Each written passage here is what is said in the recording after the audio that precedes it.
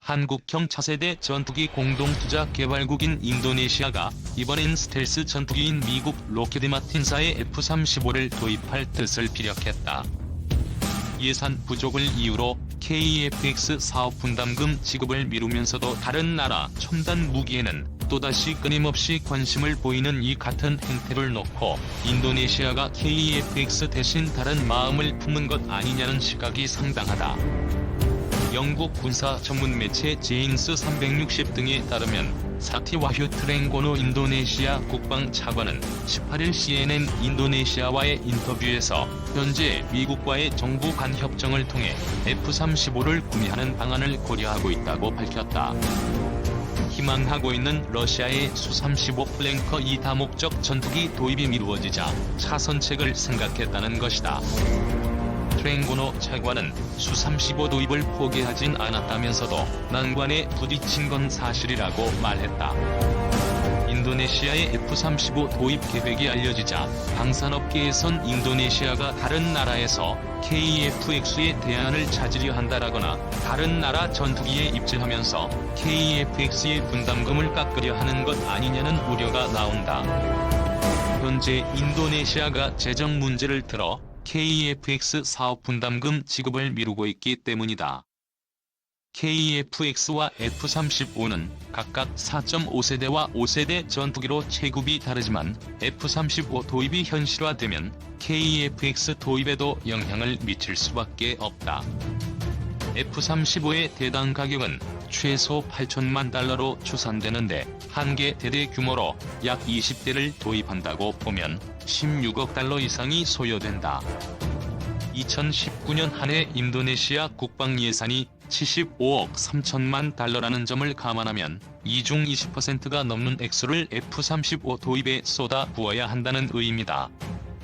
인도네시아 정부는 KF-X 전체 개발비 8조 5천억 원 중 20%에 해당하는 1조 7천억 원을 부담하기로 했지만 지난해 초까지 2,200억 원만 내고 분담금 지급을 중단했다.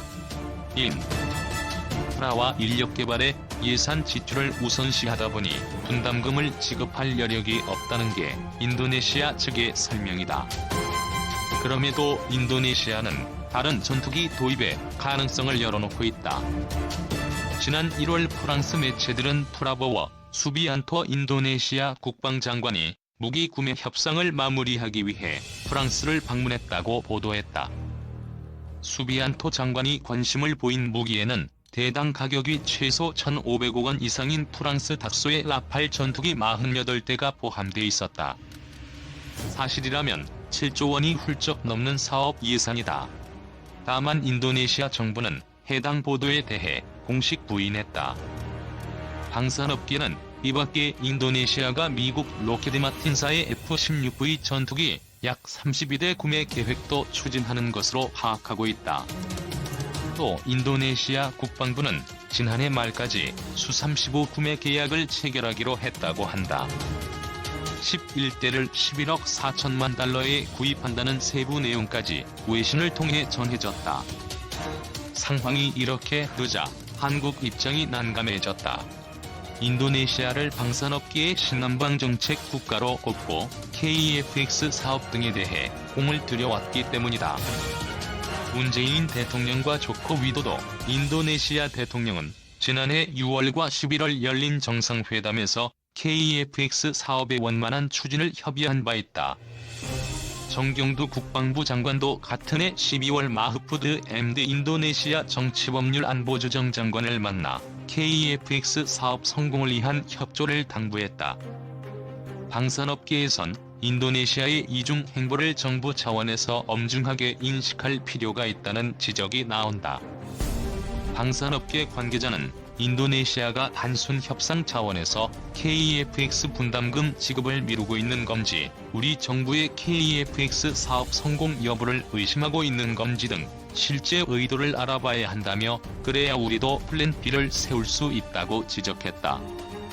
인도네시아 국내적으로 조코 위도도 대통령과 프라보워 수비안토 국방장관의 불협화음이 무기 도입을 둘러싼 혼선의 원인이라는 분석도 있다.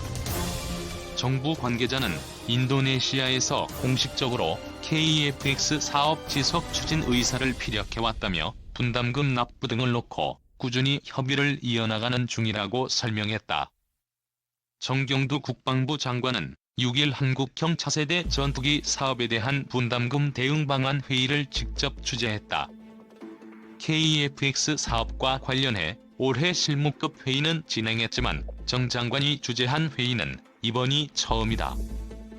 KEFX에 공동 참여한 인도네시아의 분담금 미납 액수가 늘어나면서 KEFX 사업에 비상이 걸렸기 때문이다.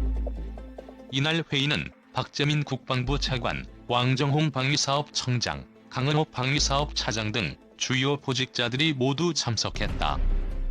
이 자리에서 정 장관은 KEFX의 개발비가 턱없이 부족해진 상황을 지적하면서 사업비 충당을 위한 방안을 모색하라고 지시한 것으로 알려졌다. KEFX는 2016년부터 진행했으며 개발비와 양산비 등 총 18조 원의 개발비가 투입된다. 2026년까지 KEFX 개발을 완료하면 우리 공군은 120대, 인도네시아는 50대를 각각 양산할 계획이다. 사업비는 우리 정부가 60%, 인도네시아가 20%, 한국항공우주산업이 20%의 비율로 각각 분담해 KEFX 개발 사업비를 공동 투자하기로 했다.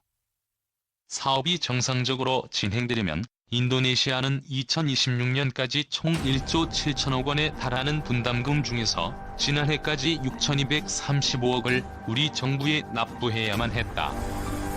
하지만 인도네시아가 지난해까지 납부한 금액은 2,272억 원에 불과하다. 인도네시아는 앞으로 내야 할 분담금을 CN-235 수송기나 지상장비, 성인 의류 등 현물 납부를 희망하고 있는 것으로 알려졌다. 또 분담금 납부 기한 연장, KEFX 기술 이전 확대 등을 주장하고 있다. 조코 위도도 인도네시아 대통령도 2018년 9월 한국을 방문했을 때 문재인 대통령에게 KEFX 사업 분담금 비율을 20%에서 15%로 축소해달라며 재협상 의지를 드러낸 바 있다. 정부는 난감한 상황에 빠졌다. 여기에 인도네시아가 KEFX 사업에서 발을 빼고 프랑스산 전투기 라팔 구매를 검토한다는 보도가 프랑스발로 이어졌다. 이대로 방치할 경우 인도네시아와의 KEFX 사업이 난항을 겪을 것으로 우려되는 상황이다. 최악의 경우 인도네시아가 도입하려던 50대의 수출 실적도 사라져 전투기 한 대당 생산비가 늘어날 수밖에 없고 카이나 국방부도 추가 재원을 마련할 뾰족한 수가 없기 때문이다.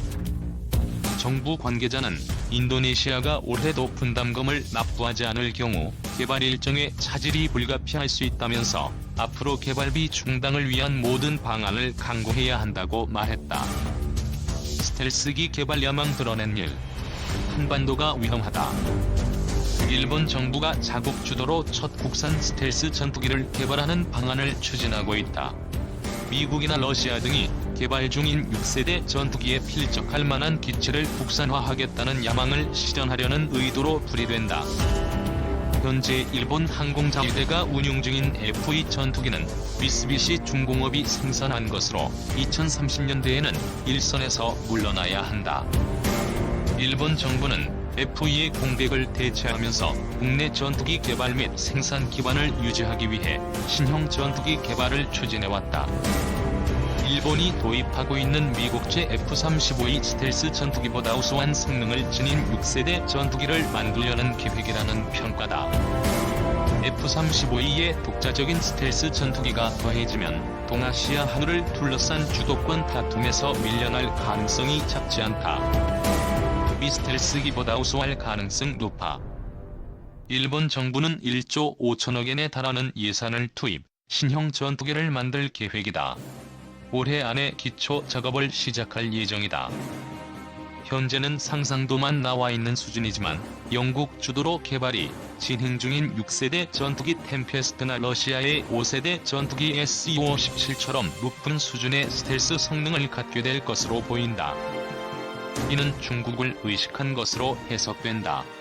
중국 공군은 동중국 해와 남중국 해의 폭격기와 정찰기, 전투기를 잇따라 투입하며 미국, 일본을 압박하고 있다. J-20과 FC-31 스텔스 전투기를 개발한 중국을 상대하려면 우수한 성능을 지닌 전투기가 필요하다. 제공권 장악을 위해서는 높은 수준의 공중전 능력이 필수다. 이를 위해서는 스텔스 기술과 다기능 이상 배열 레이더, 적외선 탐지 능력 등을 갖춰야 한다. 중국 해군 함정을 먼 거리에서 공격하는 데 필요한 장거리 순항 미사일 운용 능력도 필요하다. 중국 해군은 중국판 이지스함으로 불리는 아시아 최대 크기의 구축함인 05급을 취역시켰으며 이미 보유 중인 2척의 새로운 항공모함을 건조하고 있다. 중국 공군과 해군 항공대, 해군 구축함의 방공 능력을 피해서 공격을 감행하려면 토마호크 순항 미사일에 버금갈 정도로 멀리 날아가는 순항 미사일을 장착할 필요가 있다. 일본은 F-2의 퇴역이 시작되는 2030년대 중반에 후속기를 도입할 방침으로 F-2와 같은 수량인 90기를 배치하는 방안을 상정하고 있다.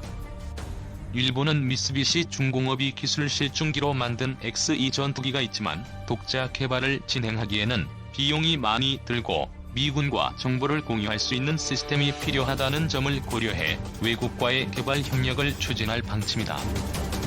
미국의 외교안보 전문 매체 디플로맷에 따르면 일본 방위성은 2018에서 2019년 글로벌 방산업체에 정보 요청서를 보냈다. 방위성의 정보 요청서에 대해 영국 BAE 시스템즈, 유럽 에어버스, 미국 로키드 마틴과 노스롭 그루먼, 보잉이 회신한 것으로 알려졌다. 가장 유력한 회사는 로키드 마틴이다. 로키드는 F-22의 설계에 F-35의 전자장비를 장착하는 방안을 제안했다. 냉전 시절 막바지에 개발된 F-22는 세계 최강의 스텔스 전투기로 평가받는다. 최신형 기종인 F-35A는 스텔스와 더불어 전자장비 성능이 우수하다. F-22의 하드웨어와 F-35A의 전자장비가 결합하면 F-22보다 우수한 전투기를 만들 수 있다. 다만 로키드 마틴이 제시하는 개발비가 과도하다는 문제가 있다. 노스롭 그루먼은 과거 F-22에게 밀려났던 YF-23을 보잉은 F-15를 개량한 것을 염두에 두는 것으로 알려졌으나 한 세대 이전의 기술이라는 점에서 채택 가능성은 작다. BAE 시스템즈가 이탈리아 레오나르도, 영국 롤스로이스 등과 합작 개발 중인 템페스트는 6세대 전투기로 우수한 성능을 발휘할 것으로 예상되나 양산 시점은 2035년 이후로 예정되어 있어 일본의 수요를 맞추기 어렵다. 에어버스는 독일과 프랑스가 주도하고 스페인이 참여한 가운데 2040년 상용화를 목표로 120억 유로를 투입해 개발 중인 차세대 전투기 유럽 미래전투항공체제를 주도하고 있으나 BAE 시스템즈와 마찬가지로 일본의 수요를 맞출 수 없는 실정이다. 반쪽 스텔스 KF-X로는 맞서기 어려워.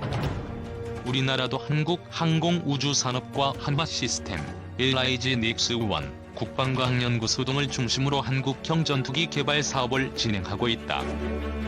하지만 F-35A보다 낮은 수준의 스텔스 기능과 전자장비 성능을 갖출 것으로 예상되는 KF-X가 일본의 차세대 전투기와 대등하게 맞선다는 것은 불가능에 가깝다. 에어버스의 타이푼 전투기가 스텔스기를 요격하기 위한 맞춤형 전술을 사용하는 사례를 참고할 수도 있지만 일본은 조기경보 통제기와 전자전기, 공중급류기 등 지원 전력을 충실히 갖추고 있어 이조차도 쉽지 않다. F-35A를 뛰어넘는 6세대 전투기 개발 필요성이 제기되는 대목이다. 국내에서도 6세대 전투기 도입 필요성이 제기된 바 있다. 지난해 5월 공군발전협의회가 4차 산업혁명과 항공우주력 건설을 주제로 연 학술회의에서 박기태 당시 공군본부 전략기획차장은 6세대 전투기의 특징을 인공지능, 스마트 스킨, 극초음속 엔진, 레이저 무기 탑재 등으로 제시하며 KF-16 전투기가 퇴역하는 2040년 이후 전력 공백에 대비해 6세대 전투기 개발이 필요하다고 밝혔다. 박 차장은 극초음속 엔진, 적외선 및 광학 탐지 회피 스텔스 기능, 고용량 네트워크 기술, 유무인 복합 운용 개념 등을 6세대 전투기 성능으로 분류하고 6세대 전투기 전력화 시기를 2035년 이후로 전망했다. 서울국제항공우주 및 방위산업 전시회 2019 미디어데이가 열린 지난해 10월 14일 오전 경기 성남 서울공항 활주로에 KF-X 실물 모형이 계류되어 있다. 국내에서는 6세대 전투기 개발이 매우 어렵다는 견해가 많다. KF-X 개발에 총력을 기울이고 있는 상황에서 6세대 전투기에 눈을 돌릴 여력이 없다는 것이다. 국내 기술과 예산 문제도 걸림돌이다. 6세대 전투기의 핵심은 인공지능과 전자전 기술이다. 인공지능으로 각종 정보를 융합해 조종사의 의사결정을 돕고 적의 공격을 무력화하는 전자전을 통해 아군의 피해를 줄이는 것이다. 기체외형보다 전자장비나 프로그램이 더 중요한 이유다. 미국이나 일본, 유럽은 이 같은 측면에서 우리나라보다 앞서 있다. 4.5세대에 해당되는 KF-X 개발도 쉽지 않은 상황에서 6세대 전투기를 독자 개발하는 것은 위험 부담이 크다.